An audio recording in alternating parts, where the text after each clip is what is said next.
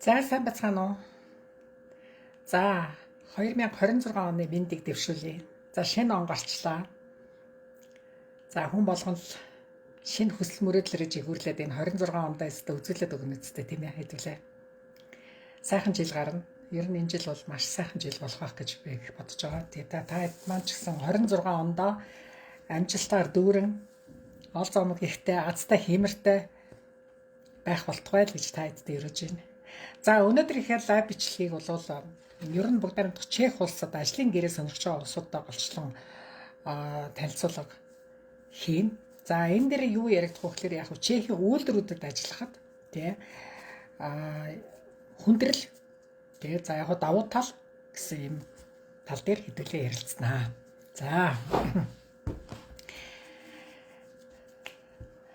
За Чехийн үйлдвэрүүдэд ер нь бүгд найрамдах Чех улс бол угаасаа ерөөсөө маш их одоо үйлдвэрлэлийн том улс тийм ээ. Даа ялангуяа машин үйлдвэрлэлийн бол маш томоохон хэмжээний одоо маш их хэмжээний захиалгыг маш олон оронд хийгдэж маш их машинуудад үйлдвэрлэж байгаа. Сүүлийн үед цахилгаан машинууд хүртэл үйлдвэрлээд эхэлсэн байгаа. Тийм автобус хийж байна.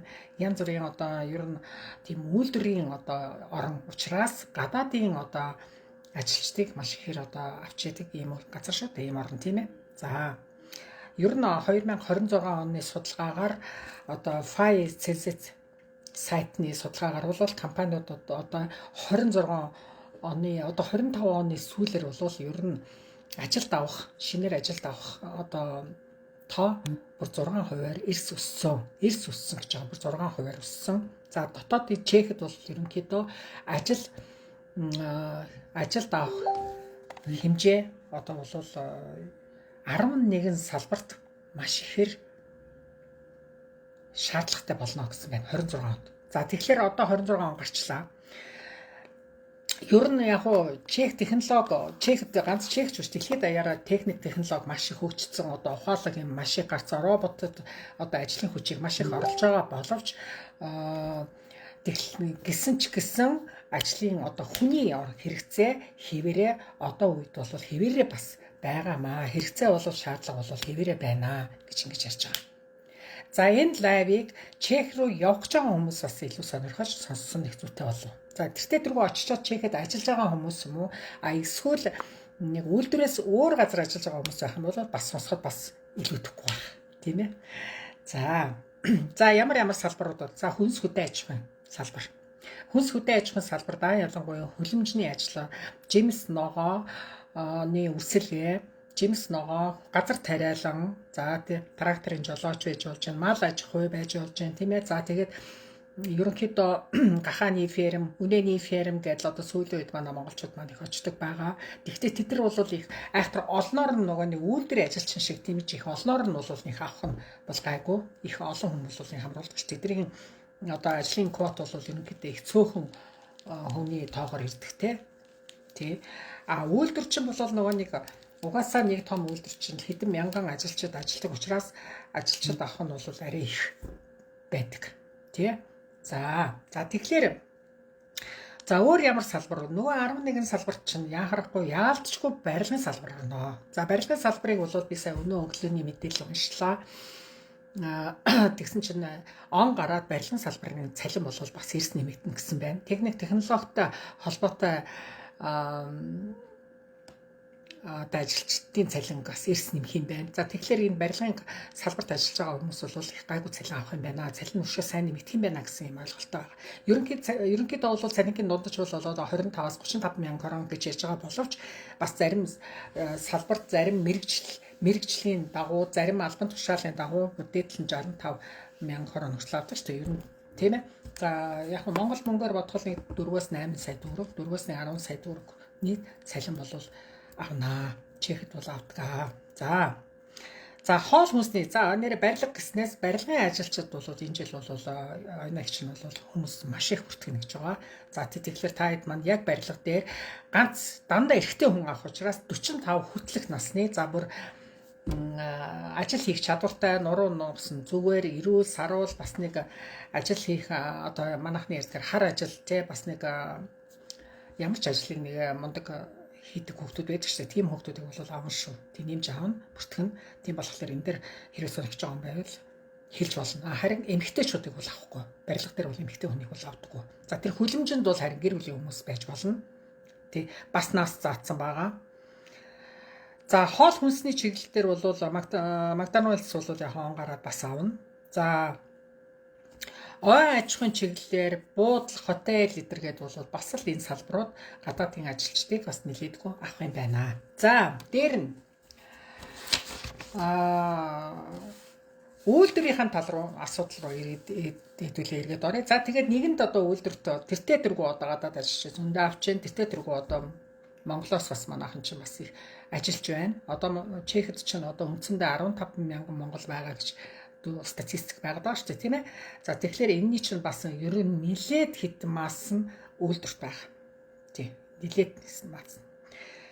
За сул тал нь юу байж ах вэ? За та үйлдвэрийн ажил сонирхлоо гэж бодъё. За хамгийн түрүүнд эрүүл мэндийг бол ярих нь зүйтэй баха.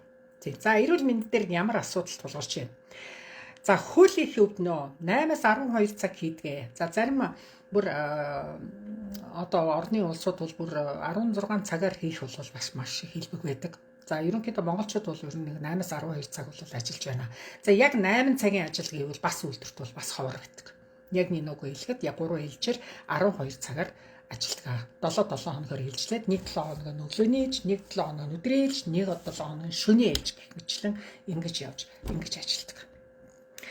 За тэгээд нэг үйлдвэр дотор чинь ажил эхлэхэд нэг 2 удаа нэг 15 минутны завсарлага өгч байгаа. За нэг хоол идэх хэдэн цаг ажилласнаас шалтгаалаад хоол идэх нэг дээдл нэг 30 минутны завсарлага өгдөг. За тэгэхээр нэг энэ хооронд бол хүн нэг завсарлагаанаараа л нэг ганц 2 минут хэд минут сандал дээр сууж амрах боломжтой байдаг.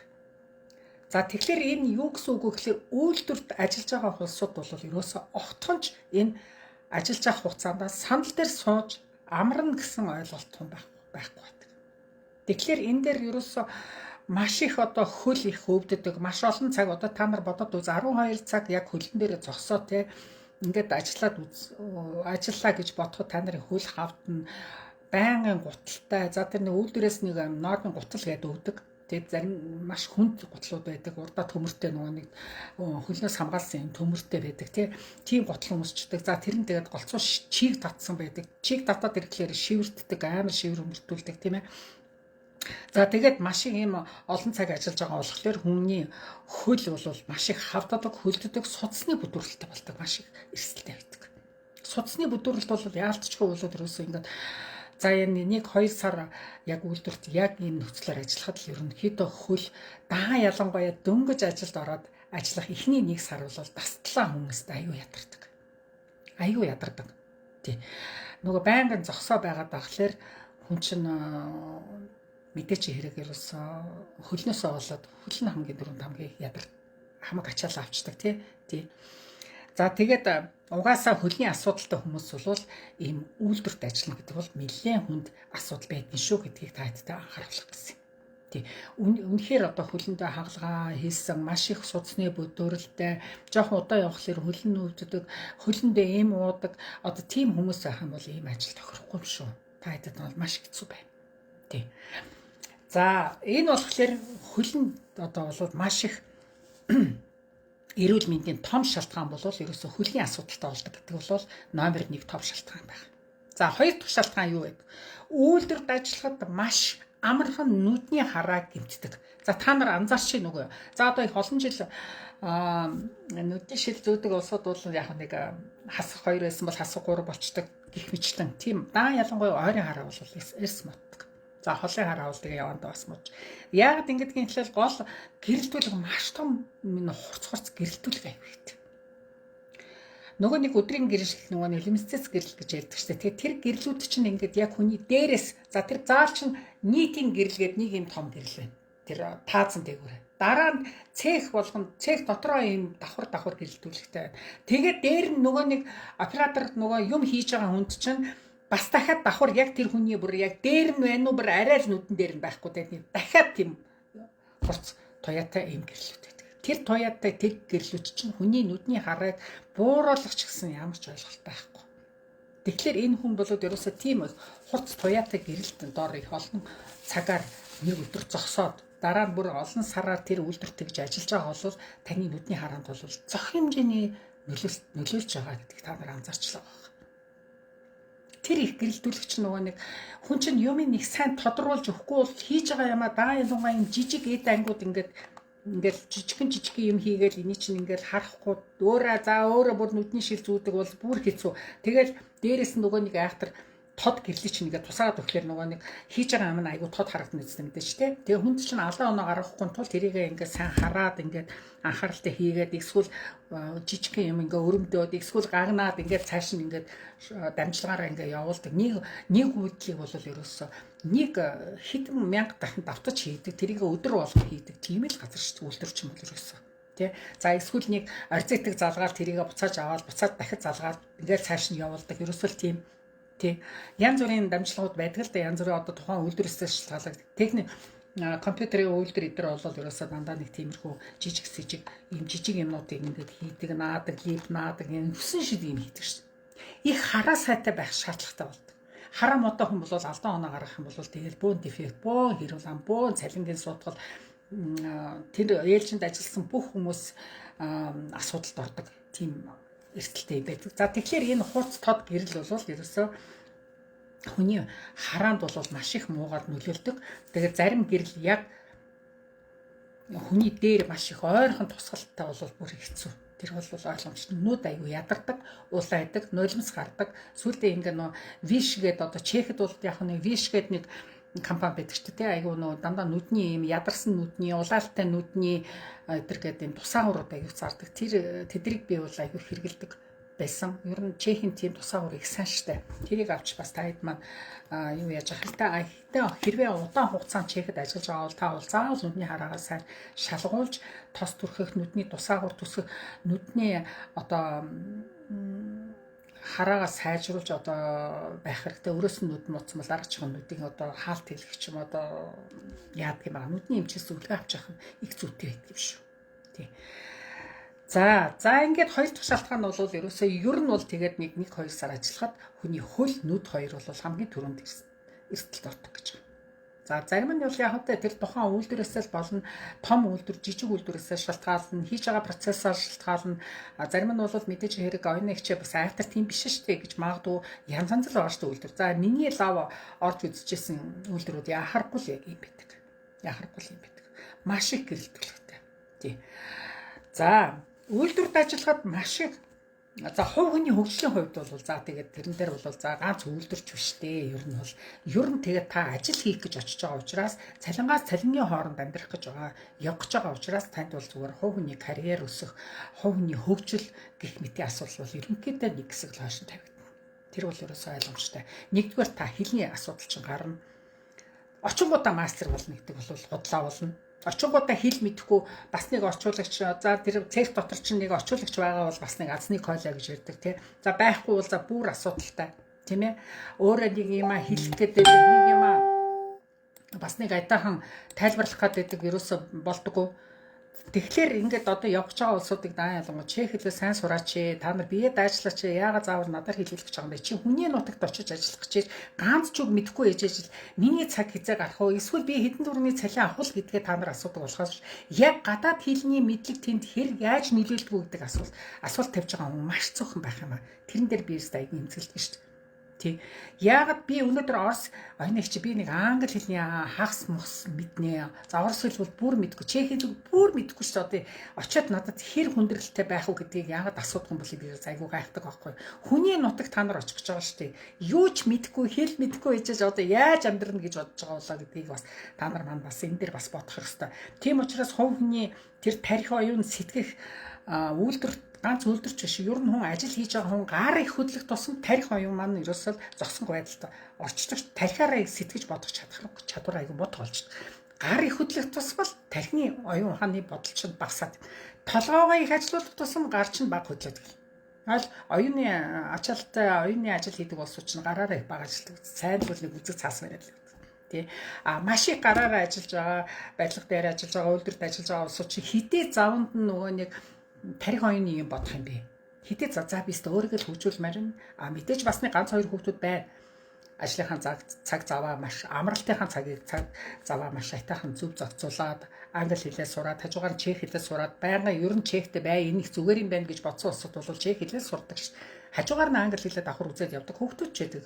Эсвэл хажуугаар нь бүр онлайн сургалт аваад явж байгаа хүүхдүүд байна. Сургалт өгснө гэдэг. Тийм ээ. Тэгэхээр хувь хүнээс их юм шалтгаал.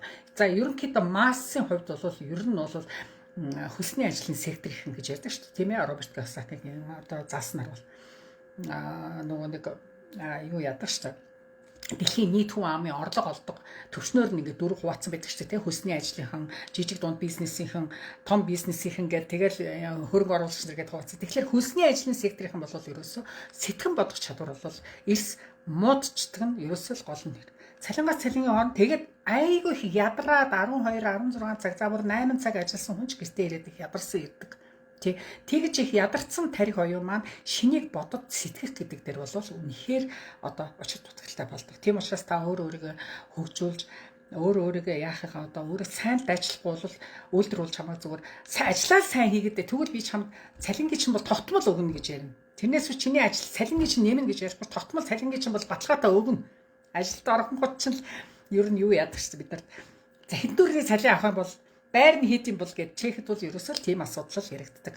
Тэгээ байр тийм болов миний эрүүл мэндийн даатгал төлөгдөх юм болов миний цалин хийд юм бол би цагт 8 цаг ажиллаад 12 цаг хийх юм болов хагас бүтэн цай дээр нэмэгдэл авах юм болов гэсэн ийм л нийгмийн халамжийн тухай л юм асуудаг үстэй жишээ нь орж байгаа үйлдвэртэй тийм ээ. За тэгэхээр тэр маш тийм нөгөө нэг маш эрч хүчтэй одоо Чехээс Монголоос очисон хүмүүс маань алаад үзүүлээд өгөөстэй Европт очиод сайхан амьдраад өгөөстэй мөнгөийг өстэй хийгээд өгөөгээд ингээд хийсвэрээр маш их юм бодцсон хүмүүс маань очингуудаа жоохон яг уучлаарай яг үндэ хэлэхэд бол шууд стрессэнд орж шууд ажилдаа ороод ядардаг ажилдаа ороод нөх шин юм бүх юм нь шинээр бүх шин орчин шин огт танихгүй хамт олон огтын зүр царай зүс хараагүй шатлахоотой юмнууд ингээл 9 шидийн зарим нь уур хурган зарим нь стресстүүлэн зарим нь худлаа үнийн инээ за тэгэл яг жинкнээсээ найз гэдэг бол маш хэцүү байдалд орчдөг шүү. Аав ээжээс холдчихдаг ах дүү нэрээс холдчихдаг яг жинкнээсээ чиний төлөө зөвлөгөө өгөх юм бол юу л болох хэцүү л болчихдог шүү ер нь. Тэгэхээр та өөрөө л хичээж амьдрахаас өөр аргагүй гэдгийг л хүлээн зөвшөөрөх хэрэгтэй. Хинч чамайг тэнд эрхлүүлэхгүй. За ажлын хуваарийн хувьд бол үйлдвэрт ажиллаж байгаа улсууд бол би түрүү хэлсэн тийм ээ. Өглөө өдөр орой гэдэг нэг 3 ээлжийн ажил бол яг хөрөнгө 7 цагаар явдаг учраас за энэ дээр дахиад бас хүндрэлтэй асуудал нь юу гэдэг вэ гэхээр өнөө хүний эрүүл байгаа биений дархлааг зүгээр эрс унгачиж чаддаг. Хамгийн хэцүү юм энэ шүү. Дандаа өдрийн ээлж дандаа 8 цагийн ээлжээр явж байгаа улсууд бол окей шөнө яг унтах цагтаа л унтж байгаа. За орой 11 12 болол унтчдаг өглөө сэрэл ажилдаа явчихдаг. Тэдэрт бол хэмнэл яг нөгөө нэг хүн унтаж явах ёстой хотод амарч явах цагтаа бид нар чинь ажил хийдэг байхгүй. Шөнийн ээлжинд гарч байгаа хүн зүгээр ингээд яадгүй нөгөө тарих оюун маань амарч явах ёстой байдал хотод маань амарч явах ёстой байдал хоолны газар ороод хоол иддэг тийм ээ. Эсвэл ажил дээр нөгөө унтахынхаа оронд ажлаа хийгээд зогсчихдаг. За тэгэхээр нөгөө дархлааны асуудал болоосоо нөгөө бодисын солилцоо дархлаа гэдэг юм чинь юусоо бүрс эрс унтдаг. Арай чамаа нэг 7 хоног яг өөрөө бие организмыг дасгаж ятал дараачихын 7 хоногт нь шүний ээлжинд гарах болчихдог. За шүний ээлжинд овоо бие организм дасч ятал 7 хоног өнгөргүүд нэг өдрөөс эхлээл дахиад өдрөө ээлж болчихдог. Тэгэхээр энэ юусоо энэ нөгөө нэг хэлбэлцэл хүний биеийн төлс аюултай эрс одоо эрүүл мэндэд бол маш муу гардаг. Тийм ч учраас одоо ерөөсөө бид нар чинь би шөнийн ээлжин зөндөл ажиллаж утсан.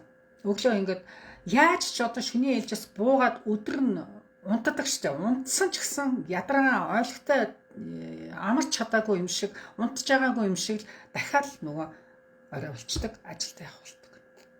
Яг тэгдэг үс штэ. Амар ядардаг юм билээ ерөөсөө. Шөнийн ээлжтэй газар тун чанга. За, цалин баг.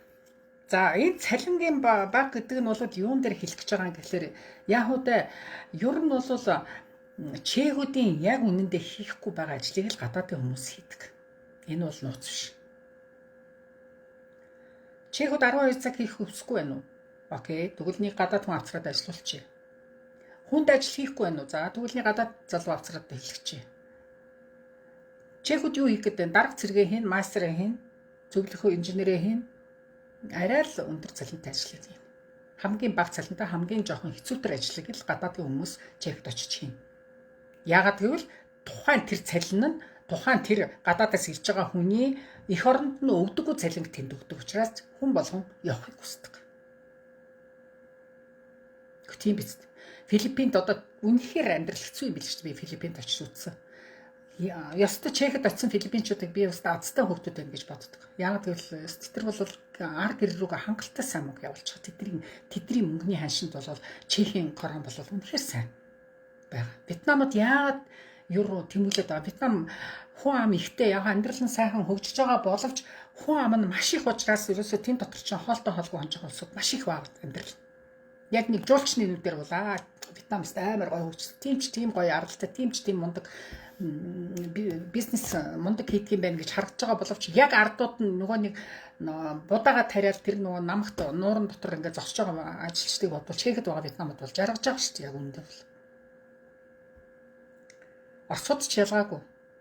Болгарууд ч ялгаагүй. Тэр цалин үнэхээр Европод байхгүй. Европод байгаа цалин тэдэрд нутагтаа авч чаддгүй учраас л чех рүү явж байгаа. Яг тэр шалтгаанаар бид нар ч гэсэн явдаг. Бид нар бол яаж явдггүй? Энэ цалин за үнэхээр ёстой за нэг газар зүйн байдлаас солих юм бол бид нар гайгүй амьдарчих юм байна да. Ер нь за Монгол маань хэцүү байгаа юм чинь Чехд очиод амьдарчи, Солонгост очиод амьдарчи, Америкт очиод амьдарчи. Тэгвэл ядаж хүүхдүүд маань амар тайван амьдралтай байх юм, ядаж би баталгаатай цалинтай байх юм, ядаж би нэг стрессгүй амьдрах юм, төгжрөлгүй амьдрах юм, утаагүй амьдрах юм гэл ингээл явцгаадаг шүү дээ, тийм ээ. Явж байгаа улсууд шалхаа маш их шүү дээ. Эдрийг буруудах юм ерөөс огтхонч байхгүй.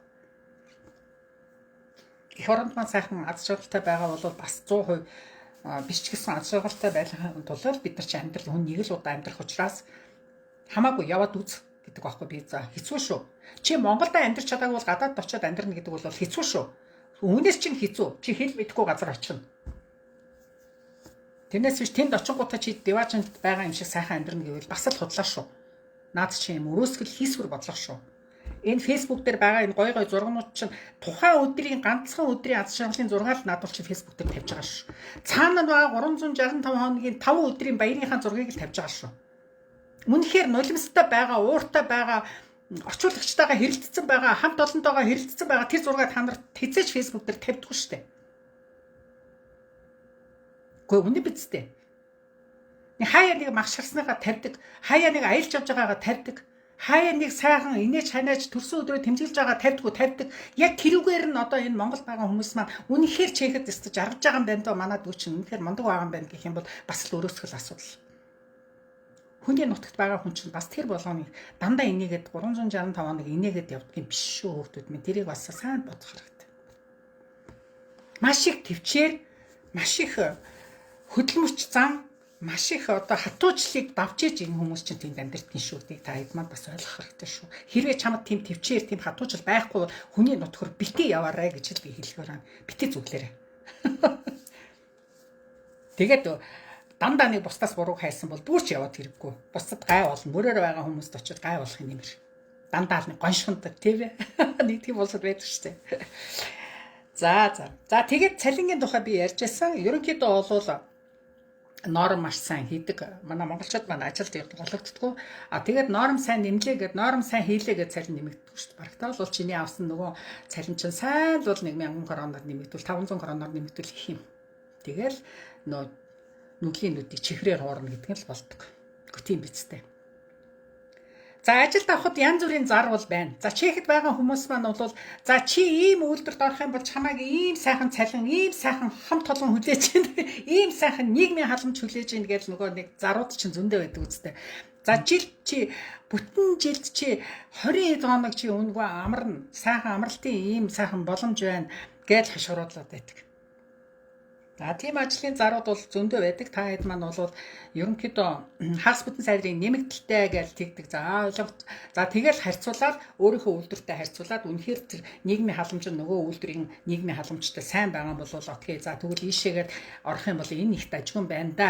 Гэтэл нөгөө таньдаг чөтгөрөөс танихгүй бурхан биш нөгөө таньдаг бурханаас таньдгүй чөтгөрөн дээр гэдэг баха. Юу гэдэг л болоод өөр хойлоо бодлоо. Тэгээ тийм болохоор ер нь бүр бурхан дээр очих гэсэн биш бүр тэнийг юм дээр очиод одоо тийм тэгэхээр ажил солих гэдгийг бол бас маш их сайн бодох хэрэгтэй. Маш их сайн бодох хэрэгтэй ажил солино гэдгийг бол. Тий. Очиод шинэ хамт олон за нэг мастер нэг айхтар адаар ааштай нэг юм таарчул за тэгээд орчуулагч нь манайхан нэг орчуулагч нараа нэг айгу буруу орчуулдаг гэсэн нэг айгу яриа их явагддаг. Тэр бол уучлаарай одоо ерөөсөө хүн чадлаараа л чамд орчуулж өгч байгаа шүү дээ. Өөрийнхөө сурсан хэмжээгээр л тэрнээс биш зориуд чамааг одоо ингээд буруутгах гал зориуд чамааг чадах гал ингээд байх юм бол тийм байхгүй байх гэж бодож байна. Тийм болох тэр хэрэг хүнийг буруутгаад ахаар та өөрөө хэлээсээ сурдаал гэж хэлж авах хэрэгтэй баг. Тий. За тэгээд яг одоо удцсан хүмүүст бол яг зөвлөгөө өгөхөд бол ийм янз бүрийн гой зарууд бол зөндөө байдагсан. Үнэхээр бас цалин сайн, үнэхээр нийгмийн халамж сайтай тийм зарууд байх юм бол та нар CEO-гээ явуулаад ярилцлаганд нь орж л харчих. Заавал нэг хинээр жуулчлуулаа. Заавал нэг хүн 5 цаасаа өгөх гэлгүйгээд ахаар CEO-гээ бэлдчих хэрэгтэй. Компьютер дээр шивээд хадгалчих хэрэгтэй. Айтайхан зар байвал тэр CEO-гээ цааш нь шидэл мэйлэр явуулчих. Хариу ирвэл ярилцлаганд дуудвал тэгээ очлоо. Тийм биз дээ. Ялангуяа 5 жил болчиход уучлаарай та ажиллаж сольж чадахгүй ойлгохтой ажилд орохгүй ойлгохтой цалин авахгүй тэгэл өнөөдөр ч биш маргааш ч биш ингээд нэг өнөө маргааш шиг өнгөрөөсөн ингэж амьдарч байгаа юм бол уучлаарай штэ. Монголдоо ч нэмэр байхгүй, чектэй ч ухраас нь 5 цаас байхгүй. Тэгэхээр та хэд маань жоохон өөртөө бас их санаачлахтай эзэн хичээвэл заяа хичээнэ гэж байдаг шүү дээ. За завсарлагын талаар би түрүү ярьсан. Үйлдвэрт бол ерөнхийдөө бүх юм цаг нь бол өстой айгуу жин тан ерөөсөө. За чи жорлон дудлал бол асуудал орно. Чи тамхи руу гүйсээр агаал 30 минутынхаа завсарлаганд нэг 15 минутаас завсарлаганд тамхи татдаг хүмүүс бол тэр нөгөө нэг үйлдвэрийн бүр тэр мухард нь тамхи татдаг байхгүй бүр тэр тамхи татдаг зоон гэдэг тусдаа бүр зоон байдаг. Тамхи татдаг хүн маш их хэцүү шүү. Тэгэхээр нөгөө сайхан сууж хөлөө амраахын оронд нөгөө тамхиа татаж амжиж нааш чааш гүгсээр л нөгөө 10 мянган минутанд дуусчдаг. Ойлгохтой амарсан юм бах нь 2 сорж амжихгүй буцаад нөгөө хонхонд дуурах болдог. Тэгэхээр энэ дээр бол ерөөсөө ер нь ганц үлдэрч биш ер нь бол чехэд бол тамхи айгүй үнэтэй та хэд маань ерөөсөө тамхинаас татгалцахыг л би маш их уриалдаг шүү гэж. Тэгэхгүй бол та нар энэ тэр ихтэй тамхи татах ийм завсарлагынхаа 15 минут завсарлагынхаа 30 минут нь бол бүтэн баг 12 цаг ганцхан удаа шүү. Хоолой сайхан татдаг улсууд хараад байхад сайхан шүү 30 минут сайхан хөлөө амраачдаг байхгүй ядаж. Нөгөө нэг яадар ачаал авцсан хөлж. Тэгээл хөлөө ингээ сайхан илээл ингээ сууж байгаа харагддаг сайхан хоолоо идчихэв. Нэг жорлон 5 тухтаа орчхоод гараад ирж. Тэгэхэд тамхи татдаг улсууд чинь нөгөө тамхиа хөөцөлж авсаар агаал очоод тэгээл буцааж ирээл ажилдаа дахиад зогсохоос өөр арга байхгүй. Тэгэхгүй бол тамхигүй бол өгөх гээд байгаа юм чинь бүр. Тамхинд одцоос чи аягүй хэцүү шүү дээ. Тэгэхээр энэ дэр юу хийж вэ? Ерөөсө хурд маш их шаарддаг. Дээгүр доошоо гүгээл. За тэгээд уучлаараа нөгөө сандарч гүйж харьяаж авах хооронд нөгөө нэг хөл гараа бэртэж нөгөө шат маднаас салтаж очих юм бол уучлаараа нөгөө өөдрөө осол тооцохгүй ш чамаг. Ажил хийж авах чинь осолцсон бол чамд нэг 5-10 цаас олдно. Тамхины араас хөөцөлдөж гүйж агаад халтарч ойтсон бол уучлаараа хөлөө шагаагаа мулталсан ч байсан чамд 5 төгрөг олдохгүй ш. Нөгөө нэг ажлын ослыг тооцохгүй тий. Тэр тухай би ярьжсэн да тий. За Тэрнээс ер нь тэгээд ажил хийж байхад үйлдвэрт ер нь бол их шингийн юм уух ч одоо байн 0 руу гүйх асуудлыг бол гаргахгүй байх нь зүг байдаг байхгүй ерөөсөө. Тэгвэл ойр ойрхон шээс үрээд байв. Нөгөө ажлыг хийж чадахгүй. Тэгээ нөгөө даангууд дамжлаган дээр зогсож байгаа улсууд чи арын хан улсууд яаруулаад байдаг. Чиний оронд за нэг ганц удаа нэг дасгалжуулагч багш нь ирээд нэг ганц 2 юм чи хийж өгч байгаа хооронд яг нэг чамаа нэг 0-д оруулдаг. Тийм л системтэй явдаг. Том үйлдвэрийн ажил чинь чанга шүү дээ. Цаг баримтлалыг бол аимшигтай хийдэг. Тэгэхээр хурд шаарддаг. Чи удаан за тэгээ өөрөө хараамуудаа за тэгээ өөрөө чихдүүлээ бол уучлаарай тэр линкэн дунд ингээд дамжлагын дунд зогсох юм болоод ёо тэр баг хамт олнооч алаад за тэгээд хажууд нь чи өөрөө жоохон хэрүүлчихвэл за бүр худлаа. Бид хуцаатай явуулах гэж лээ гэж хоорондоо хэрэлдээ. Тэрнээсээ эсэм болоо. Тэгэхээр ааш зангаа өстой айгуу сайн зохицуулж авах хэрэгтэй байхгүй бас. Тийм ээ. Өөрөө удаан хийгээд өөрөө дүлий өөрөө ажиллаа сайн сурахгүй байж ажилд оронгууд ч үйлдвэрийн мастер чинь за энийг ингэж хийдгин шүү гэд ингээ заагаад өгчдөг. Тэгэл ороод дадлагын яг 3 сар гэж байгаа боловч шууд ороод тэгэл норма хийн шүү дээ. Норма хийгээл яв. Тэгэл удаан хүн болвол тэгээд тэр ташраар нь ингээл дамжлага саатуулах асуудал гардаг. Тийм учраас хурд шаарддаг. За хамт олон яг уу ер нь бол нэг ийм яриа байдаг л да. Яг уу ажлаас биш ажиллаж байгаа хамт олноос шалтгаалж хүн их ядардаг гэж яг үнэн үг шүү бас. Тий. Тэр нэг сайхан эерэг хамт олонд гүйж орж байгаа улсууд бол үнэхээр азтай. Тийм дотор нэг ёстой нэг хэл аман гүйцэхдэггүй байнгын юм гоншмонсон байнгын дээшээ хов зөөсөн нэг ийм таварш байхад тэр хамт ажиллаж байгаа улсуудаа амар стрестэнд оруулаад чадаад байдаг нэг ийм таварш байдаг шүү дээ. Тийм болохоор та хэд маань нэг л ийм ганцаарчлсан ажил хийдгүүл бол та хамт олонтой ажиллаж байгаа бол айгүй эрэг бас тий бусдынхаа төлөө ганц өөрийгөө хувийн амин хүч занг хич зөвхөн хичээгээд явах биш бусдынхаа төлөө бас нэг тэгээд нэг юмд цор гэдэг байхгүй бас хаяа дуугаа байж сурах хэрэгтэй байхгүй бас хүлээцтэй байх хэрэгтэй тийм ээ. За тэгэл нэг ховжи хөөцлөл дараа тийм дарамттай амьдрал гэж юу ах вэ? Ер нь тийм ажил гэж юу ах вэ? Өөртөө айгүйх ажил хийгээд ядарч хахад нь дээрэс нь бас ингээд нэг тэнийг юмнаас болоод хоорондоо хэрэлдээл одоо зарим үйлдвэр бол ер нь диктатур чанга штэ. Зөвч буруучаа хоёулын гэдэг л халаа хийчихнэ. Бидэрт хэрүүл хийдэг, тэмцэл хийдэг, хоорондоо зодтолдог хүмүүс хэрэггүй гэж баяртай. Хөөх арай чамаа нэг сайхан ажилтгүйгээд ордог.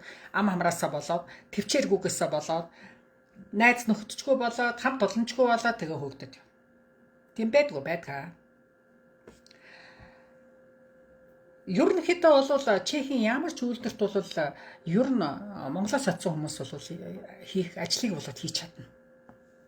Тийм их хүнд ажил бол байдгүй шүү дээ. Гайгүй шүү бас.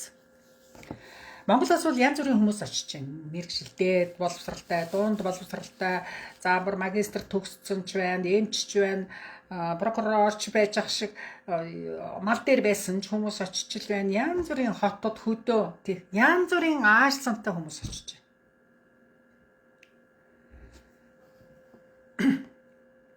Тэгэхээр тийм хамт олонд орж байгаа юм чинь хүн бас нэг эвтэй хүмүүстэй бас нэг уялдаатай бас нэг бие биендээ тустай дэмтэй байхыг л хичээхгүй болвол бие дээрээ тавиал нэг хамар дээрээ бас рухсан юм шиг тийм юмнууд бол хол явахгүй л тийм бас. Хамт олонд ч нэр хүндгүй болдог. Олон юм гоншгох тусам чи нэр хүндгүй болно ш. За эхний өдрүүдэд нэлээд чанга мэдээж хэрэг ажилд орлоо ямар ч танихгүй хамт олонд очиж байна. Ажлаа мэдэхгүй, хэлээ мэдэхгүй, алдаа гаргаад стресс нь бол тэгэл нөгөө цэгцгүй цаганд нөгөө даандангүй Монголд ерөөсөө ямар цаганд баригдаж байгаагүй ажил хийжсэн улсууд бол даандангүй хөдөө байсан улсууд бол айгүй чанга тусдаг. Тэр болгондоо ингээд тасан цогцох гэж байна. Зарим нь бол айгүй хурдан тасан цогцож, зарим нь бол айгүй удаа. Тэгэл тэрэндээ стресстэй л ажил. Да ялангуяа одоо жоохон нас агцсан. Одоо яагаад чехүүд ер нь нас цаач 45-аас дээш авахгүй. 45-аас дээш байх тусам л 80 зовлон ярьдаг л энэ залуучтайхан хөлийг гүйцэтгүүл энэ тэгэл баахан өвчин зовлон хийлээл эмнэлгээр яваад аль болохоор аах тавчих гал ингэлгүй гэдэг хүмүүс бас байдаг юм байна. Бүр эсрэгээрээ настай байх тусам бүр залуучуудаас дутхгүй инээ чанаагаад тэр хамт олны хайрыг татаад ингээд залуучуудын хооронд нэвтэй байлгаад ингээд байдаг ч хүмүүс. Тэрний аль нь энэ та тий. Тэгэхээр маш хурдан тасан зохицох хэрэгтэй болно шаардна. Чамайг тасан зохицохыг чехүүд хүлээхгүй. Тий. Ажлаа хийж чадахгүй аах таваад л байвал баяртай. Мэдээч уучлаарай та манад шаардлагагүй байна. Би танаас илүү хурдан, танаас илүү овсгойтой, танаас илүү өвчин хөөдөггүй эрүүл сарвал хүн л манай үйлдвэрт хэрэгтэй. Ойлгомжтой шүү. Шалахгүй юмд акт аваад, акт аваад эми тэнэл, акт аваад аялал, акт аваад олигтой цалин авсан юм байхгүй. Нөгөө Монголд байгаа хүмүүст нь мөнгө нэхэл одоо ийм заван замраагүй байдал гаргаж болохгүй. За тэгээ очингуудаа 1 сар ажиллаж ээж дараа сарын 15-наас юм 30-наас цалингаа авдаг. Тэгэхээр 1 сар яг амьдрах яг мөнгөтэй очих заавал хэрэгтэй болдог. Нэг сарын байрны мөнгөтэй, 1 сарын хоолны мөнгөтэй заавал очих хэрэгтэй болдог. Тийм ээ? Шинээр очиж байгаа юмс. За бүх үндсэн үйлдвэрүүд бол ерөөсөө бүгдээрээ эрүүл мэнд нийгмийн даатгалыг таны цалинган дээрээс төлдөг. 13.5%-ийг бол яахгүй тооцоод авчдаг. Тэгэхээр чи эрүүл мэндийн даатгалыг бол одоо улсын даатгал гэж хэлэх үү тий. Веренэ здравотны поисчины гэдэг 111 кодтой тэм даатгал хүн болгон төлдөг. Ажил олгогч чинь төлөөд явдаг, тийм ээ. Нийгмийн даатгал төлөлтөд явна. Та чехэд очисон өдрөөс эхлээд нийгмийн даатгал төлж байгаа учраас та чехэд 10-20 жил болчих юм бол нөгөө тэтгэврийн асуудалд орох бүрэн боломжтой болдог. Цаг хугацаа хурдан штэ. Даатгал гэснээс одоо энэ чехэд байгаа нийгмийн даатгалаа битгий зогсоороо шинээр явж байгаа улсууд адилхан давхар төлөөд яваар. Аль улсаас татвар тэтгэвэр тогтоолох боломжтой шин. Тийм ээ. За тэгээд ер нь бүх үйлдвэрүүд бол агентурч бай, үндсэн ажилчинч бай, энэ эрүүл мэндийг нийгмийн даатгалыг заавал төлөх ёстой ажил болгож байна. Заавал төлөх ёстой.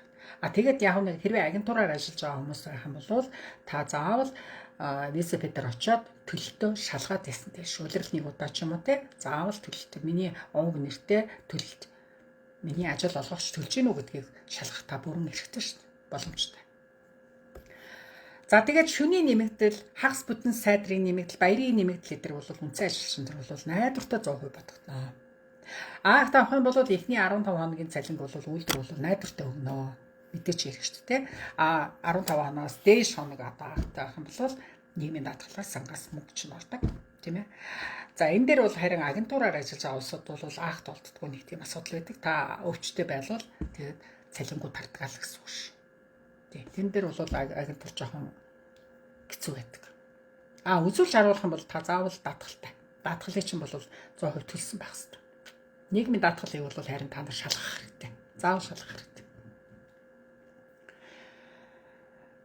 За, ваучер гэж нэг юм байна. За, үйлдвэрт хоолны ваучер тараадаг. Үндсэн үйлдвэрч тараадаг агентурууч бас зарим агентурууч бас хоолны толгоон гэж өгдөг. За, тэр энэ 26 онд бол нэг 185 короноор нэмэгдэж байгаа юм байна. За, тэгээд 235 корон болон түүнээс нэг нодлонгийн үнэт дүнгээс нэг 4% нэмэгдсэн юм байна. За гэхдээ энэ компаниудын одоо төгөөмөл ваучерын загвараар бол 235 короноос биш тий татвараас чөлөөлсөн лимит гэж байна. Тэр нь 129 корон юм байна. Тэгэхээр үйлдвэрч нь болохоор ажил олгогч нь болохоор 129 короны чинь таны ваучерыг төлөөд та өөрөө 105 короноо бол өөрөө хувьяасаа төлнө гэсэн үг юм билээ шүү. Ерөөсөө тийм юм билээ. Тэгэхээр та нар зарим ер нь ихэнх газар үйлдвэрүүд өгдөг л тоо хоолны толгоон гэж. Тэгэхээр 234 корон гэж байгаа. Тий. Тэгэхээр энэс татвар төлөхгүй 129-ийг л үйлдвэрүүд болцооч хамт өгч байгаа. 105 короныг бол чи өөрөө цалин дээрээс төлж гинэ л гэсэн үг шүү. Тий. Тэгэхээр яг хоолны мөнгөний нэмэгдэл бол нэмэгдсэн юм байна 26 онд. Тэгэхээр энэ бол бас манай ер нь хоолны том үйлдвэрүүд чи маш гой хоолны их тогттой. За тэгээд тэд нар чинь хоолны газрууд чинь бол хоорондоо нөгөө төсөл зарлаад тэгээд ялсан нь тэр том үйлдвэрүүдийн хоолыг хийдэг юм билээ шүү дээ. Тэгэхээр маш чанар шаарддаг мэдээч тэр олон хүний маш олон орны даандаангуу ажилчид ажиллаж байгаа болохоор нэг аль нь одоо нэг Филиппин хүнч идчихээр Монгол хүнч идчихээр Украинч хүнч идчихээр тийм хоолнууд хийж л байгаа байхгүй тий. Бас нэг чанартай тэр хүн ажил хийгээд ядарч байгаа учраас нэг чанартай хоолоор бас хангацдаг тий. Тийм учиртай. Тэр талдаа бол ерөөсөө чих бол маш гоё цэвэрхэн тийм сайхан хоолны газруудтай байдаг. Том үйлдвэрүүд нь жижиг үйлдвэрүүд бол яг нэг өөрсдөө зарим үйлдвэрүүд бол өөрсдөө хүмүүс өөрсдөө бууцаа хийгээд туушраа хийгээд цугнгаа хийгээд аваад очдог шүү дээ. Тэр бол асуудалгүй. За тэгэхээр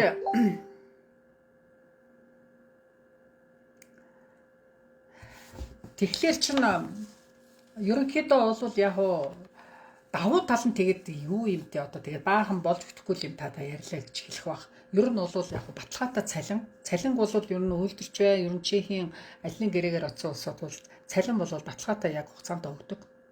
Тийм ээ. За яг ажилласан гэрээнийхээ дагуу л өгдөг. Тий. За тэгээд тэрнээсээ харин суудгал, байр, майр мэдээч хэрэг суудгалуудаа бүгдийг авч байгаа. Тий. За нэг үйлдвэрт ажиллаж байгаа хоёр хүн байхад хүртэл цалин өөр гарах боломжтой. Тэг нэг нь илүү ажиллаж байхад нэг нь дутуу ажиллах боломжтой. Эсвэл нэг нь акт авсан бол мэдээж нөгөөдхөөсөө бага цалин аавна. За тэгээд ажлын нөгөө нэг юунаасаа бас шалтгаалдаг. Нэг норм хийсэн байна, нөгөөх нь норм хийдгүүч байна. Нараа 2000-аас илүү авчт надаас. Яагаад бид хоёр чи яг адилхан ажиллаж байгаа гэж хэрүүл хийгээд дээгүүр добр өгөөд идэв усуд байдаг. Тэр бол өөр байх. Бүрэн үндэслэлтэй. Бүр үндэслэлтэй шүү дээ. Мастерын нэмэгдэл гэж нэг юм байна. Үйлдвэрүүдэд бол мастерын нэмэгдэл гэж байдаг. Мастер сайн ажиллаж байгаа надад нэг 500 крон, 1000 крон нэмэх бүрэн боломжтой байдаг. Үгэнд нь ордгоо ажил тасалдаг тийм юмнуудаа бол хин мөнгө нэмж өгөхөд жишээлбэл адгийн наацхийн жишээ шүү дээ. Тэ. За дээр нь яг үйлдвэрт ажиллаж байгаа улсууд бол нэг үйлдвэрчний эвлэлийн хороо гэж томоохон үйлдвэрүүдэд бол байдаг. Тэгээд тэрэндээ бас яг нэг гишүүнчил болоод янз бүрийн асуудлаа тэр үйлдвэрчний эвлэлийн хороонтойгоо бол бас уялдаатай байж бас боломжтой байдаг. За тэгээд цалин дээрээс одоо хуримтлалын даатгалыг төлөөд авах боломжтой жишээлбэл тийм эдийн асуудал бол зөндөө цэгцтэй бас үнэн шударгаар явагддаг тийм ээ. За тэгээд цалингийн бол ерөөсө бүгдээрэнд нь одоо нэг юм цалингийн хуудас гэж өгч байгаа шүү дээ. Выплатная паска гэдэг. За тэр хуудасаа бол та нар бол заавал нэхэж авах хэрэгтэй. Үйлдвэрүүд бол цалин буухаас өмнө тараачдаг ч баг. Тэгээд агентурууд бол тогтоонд өгчдөг. Монгол юу бол дансаар нь шууд хийчдэг. Тэ? Цалингаа бол дансаар нь хийчдэг. Одоо сүүлийн үед агентур бол талын дансаар, талын тогтоогоор хийдэг болоод байгаа шүү дээ. Үндсэн ажилчин бол бүгдийн 100% дансаар нь хийдэг. Дансаар хийдэг нь гэдэг чинь 100% одоо татвараа төлөөд өгч байна л гэсэн үг. Тий. Тэгэхээр тэр цалин дээр чинь тэр паскын дээр чинь та төдөө хоны одоо энэ жил төдөө хоногийн амралтын чинь хугацаа байгаа юм байна. Төдөөс та төдийг амарцсан байна. Төдөө хоног төдөн цаг ажилласан байна. Энэ сард бол төдөн цаг ажилласан байна. Цагийг бид нар төдөөр боддог гэдэг ийм наривчлсан одоо задаргаатай тийм цалингийн хуудсуудыг өгдөг. Тий. Өгдөггүй ч юм уу эсвэл хамгийн анхныхаа тийм цалингийн хуудсыг аваад орчуулчих л та. Хажууд нь монголоор биччихэлдэг. Тэгэл сар болгон адилхан л хуудас ирж шин. Мөнгөнд дунд л өөр байна гэхээс биш. Тийм ээ. Тэрнээс биш сар болгон тэм цалингийн хуудсуудыг бол өгдөг тэдрийгээ цуглуулж байх хэрэгтэй. Яванда та чи янз бүрийн мөнгө санхүүгийн асуудлыг хийдэг, өөр зээлийг тавьдаг улсууд тэр чинь та нарт хэрэг болно ш. Тий. Ер нь ямарваа ажлын гэрээ, ямарваа чекээс ирж байгаа байрны гэрээ, цалингийн хуудас эдрийг бүгдийг нэг хавцанд хийгээд та хэд маань тэрийг ерөөс сайн хадгалж авах хэрэгтэй. Бүр нэг бүгдийг ингээд хавцалчих хэрэгтэй. Энэ хавцанд хийгээл за энэ миний нөхрийнх маань, за энэ хүүхдийнх маань гэдэг ингээд тус нь бүгдийг хавцлаад дараа нь бизнес, сонголт, ягаан картны сонголт, виз, ямарваа нэг банкны зээл мэйл бүгдийг тус нь хавцлаад ингээд хавц сэрэг үүсгэж авах хэрэгтэй. Айгүй хэрэг болдог. Цэгцтэй байх тусам бичиг баримтчид цэгцтэй байх тусам та нарт маань хэрэг болно. Тийм ээ. За тэгээд шин ерөнхийдөө яг үйлдвэрүүд одоо ийм асуудал байдаг гэж байгаа боловч ерөнхийдөө болоод чехэд ажиллаж байгаа монголчуудын маань түгээмэл одоо ийм асуудлуудыг л та хэд бас хүндрэлтэй байдал. Тэгээ гол нь би эрүүл мэндийн талаас нь ярих гэж хичээлээ. Тэрнээс биш та хэд маань ерөнхийдөө бол ажил хийж байгаа улсууд эрүүл мэндээ л аягүй сайн бодох хэрэгтэй. Эрүүл мэндээ бодохдоо бол яг эрүүл мэндийн чиглэлийн хүмүүсээс зөвлөгөө аваад тийм ээ хэдий чиний их мөнгө олон төдий чиний бас тэрнээсээ зөх хэмжээний нэг 100% цалин авлаа гэхэд 10% нь эрүүл мэндэд буцаагаад хөрөнгө оруулалт хийгээрээ та давтагдчихгүй та зүгээр нэг машин бол одоо жишээлбэл нэг дугуйгийн солиод шин дугаа аваад тавьчих шүү дээ. Чамд бол хийх юм байхгүй шүү дээ. За хөл өвдөд байна гэдэг дэлгүүрээс очиод нэг өөр хөл аваад хийхгүй шүү дээ. Тийм учраас та хөл чинь өвдөж байгаа бол хөлөндөө сайн анхаарах, хөлөндөө одоо ямар витамин байна, ямар чанартай хоол идэж хүний нутагт чинь та хэд маань эрүүлэл байвал та нар чихүүд хэрэгтэй болохоос ш өвдчих юм бол та хэрэггүй шүү дээ. Ажил хийж чадахгүй бол та ямар ч сайхан цалин амлсан газар таныг авахгүй шүү дээ. Яа бити байгаарэ. Хитрхи бас нэг цаг хөөгөөл тэ хицэрхи бүр нэг 16 цаг бол бүр дэндүү. Тий. Одоо их мөнгө олсноор гол нь биш байдаг байхгүй зарцуулалт ер нь. Бага мөнгийг зарцуулж сурчээж их мөнгөийг хүн зарцуулна шүү дээ. Тэгэхээр хитрхи бас цаг хөөгөөл хитрхи одоо бүр нэг нүдэ улаатал яваал хөл гараа өвдөд байгааг мөртлөө гүрийгээд явах гэж бас нэг асуудал байдаг. Зарим нь бол байн аах тавах гал гэртээ суух гэдэг. Зарим нь бол ерөөсө өвдөд байгаагаа мэдсээр агаал гүрийгээл ажилдаа яваад байдаг бас усуд байна. Аль аль нь тохиромжгүй шүү дээ. Тийм болохоор өөртөө чи өөрөө л өөртөө анхаарал тавихгүй чи хүний нутагт хинч чиний төлөө анхаарал тавихгүй ш. Тийм ээ. Тийм болохоор хүүхдүүд маань энэ дээр аюулсаа анхаарах хэрэгтэй. За тэгээ 26 онд хэдүүлээ өвдөхгүйгээр эрүүл байж ээж өөрөө өөртөө илүү их анхаарал тавьж ээж янз бүрийн нэмэлт бүтээгдэхүүн ууж байхгүй бол бид нар чинь ихийнхээ мемнес гараад одоо хичнээн жижиг болчихж байгаа. Тэг тусмаа одоо хүний дархлаа мууддаг тийм ээ. Хүнд чинь нэг теломер гэж бас байдаг шүү дээ. Теломерын хэмжээ одоо багасж явдаг гэдгийг бол би саяхан бас сургалтаас мэдсэн. Тэгэхээр та хэд маань тэрийгээ бол аюул сайн барьж ээж итгэжүүлж ээж ингэж явахгүй бол болохгүй шүү. Тийм болохоор нас явах тусам хүний бие организм ядарч идэг. За тэгээд нас явах тусам их хүнд ажиллаас бас аль болохоор жоохон хол байсан дээр улмал ядрах юм шүү дээ. Тийм ээ. Тэгээ ирч хүчтэй цоглог стрессээс хол инээд бэлгэлж яадаг хүмүүст ойр стресс байнга стресстүүлдэг хүмүүсээс жоохон холхон. За тэгээ хэрүүл тэмцлээс бол бүр хол байх нь одоо эрүүл байх чинь бас нэг фундамент шүү дээ. За тэгээд чехийн үйлдвэрийн тухай жоохон ярьлаа. Тэгээд ер нь бол нүдний хараа хөл мууддаг гэхийг бол та хэд ойлгосон байх тийм ээ. Ерөнхийдөө үйлдвэрийн ажил жоохон тиймэрхүү. Ер нь бол чехэд бол одоо янз бүрийн ажил санал болгож байна шүү. Тийм болохоор та хэд маань бас эрүүл мэндэд тохирсон ажил бас хийх нь бас зүгээр юм болов уу гэж ийм санаал та хэдтэй ярьлаа. Тий. Даандаагүй очиод удаж байгаа улсууд бол та хэд маань одоо бас нэг өөртөө тохирсон ажил хийх бас болсон байл гэж хэлж байна. Нэг айтайхан ажил болоод тийм ээ. За тэгээд нэгийг бодож хоёрыг тунгааназ та хэдтэй сайн сайхныг хүсье. Дараагийн бичлэг болтол баяр таа.